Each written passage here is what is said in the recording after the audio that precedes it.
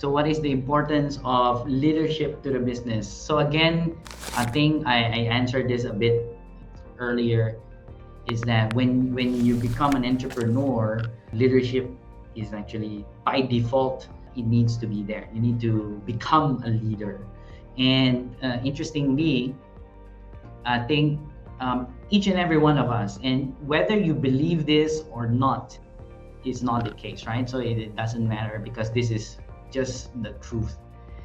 Every one of us is a leader, right? And the question that was asked me during that time when I was like doubting, when this person told me this, is that who leads your life? Who's the one leading your life?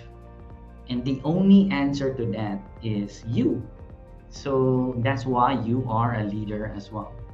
And it's only up to us to act like a leader, right? So we are already a leader, and it's only up to us to act like a leader. So going back to the question, so what is the importance of leadership to the business? So business is like a ship, right, in the sea, in the ocean, and someone needs to steer the ship in order to get to the destination that you want. And leaders are the one who are steering the ship. So the leaders are the one, like the entrepreneur, right? They are the ones looking out into the sea and seeing what's in front of them, what's in the future, and then understanding and knowing who is behind, who is working in the ship, what are their strengths, what are their weaknesses, in order to utilize them to their capacity, like to their strengths. So a leader is the one who understands this and executes. And that's why a leader is very, very important in the business. So if there is no clear leader in the business can go into different directions, or the business won't actually move, right? Because no one is leading the business. There's no vision to move forward to. So that's why it is very important.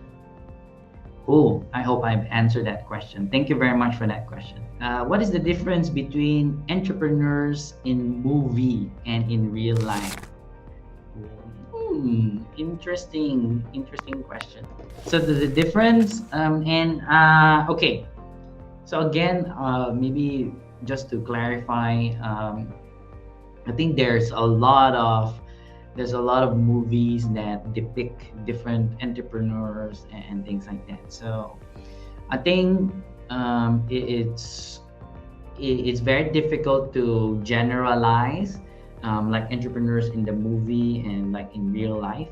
But I'm super interested to answer this question because I think it's really interesting. Okay, there are movies that are like really, really good movies, right? Movies that you probably will remember for a long time, that has like entrepreneurship. Like maybe, let's say for example, like Moneyball. Moneyball is a sports show, but there's a lot of business aspect in it. I really love that movie.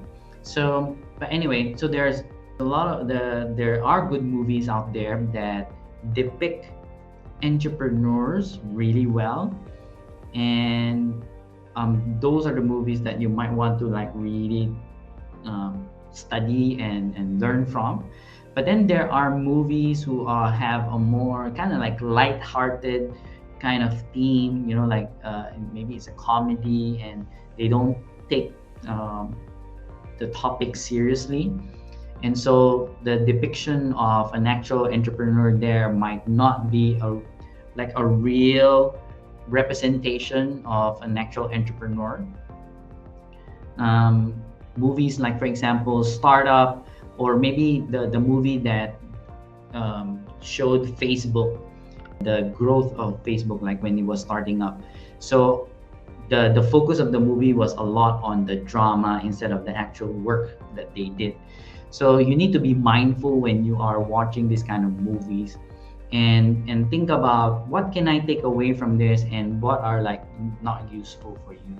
So this is very important because there's a lot of shows out there that gives a lot of lessons when it comes to entrepreneurship, but it's up to us, it's really up to us to see and look and take away the good stuff from there, right? So as entrepreneurs or wannabe entrepreneurs, we want to be always open to look at what are the key things or the gold nuggets that I can take away from this experience. Not only watching movies, but maybe when you are meeting up with friends and listening to people, or maybe reading a book, you always ask yourself, what's the gold nuggets that I can take away from this?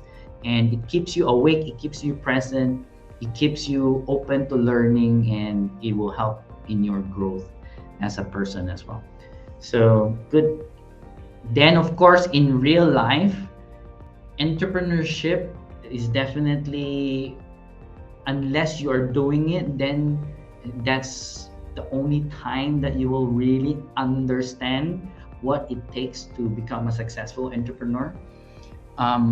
But one of the things that I think is the main difference between a movie and a real life, right, is that in the movie everything is kind of like shortened up, like chop chop cut, and everything is very fast. And so in real life, of course, building a business really takes time. And if you have ever heard of Gary Vaynerchuk, and I love his content, and he always talks about one thing that is the problem of like very young entrepreneurs nowadays is that they don't have the patience. So in business, you need to be really patient, and you need to focus on the process, and making things better and better until it becomes, like the best out there or excellent. So patience is really one key factor in real life entrepreneurship. In the movie, of course, everything is compressed and short to fit 2 hours for you to able to like watch it. Then it gives a different perception that everything is so fast, everything is so easy, right? So this is something that I think one of the biggest difference when it comes to entrepreneurship in the movie and in real life. So I hope I don't know if I answered that question directly, but I think it's very good to be open to a lot of things, like movies, like channels and books, even TV series. There are Korean shows that I watch to learn about business. So I think I will share that in future live streams, not in this live stream. Oh, hey there. If you like this video, please like, share, and subscribe. And remember to click the bell button so you get updated of the new videos. See you in the next one.